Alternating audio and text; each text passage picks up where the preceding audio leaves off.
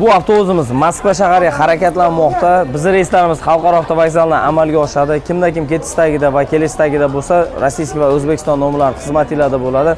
Akalar, opalar, singillar, buni bu yog'iga onlayn bilet olishinglarni tavsiya qilamiz. Sababi bugungi kunda 5 ta avtobus ketyapti. 5 ta degani 250 ta odam Toshkentdan Moskvaga chiqib ketyapti degani bir kunda akalar.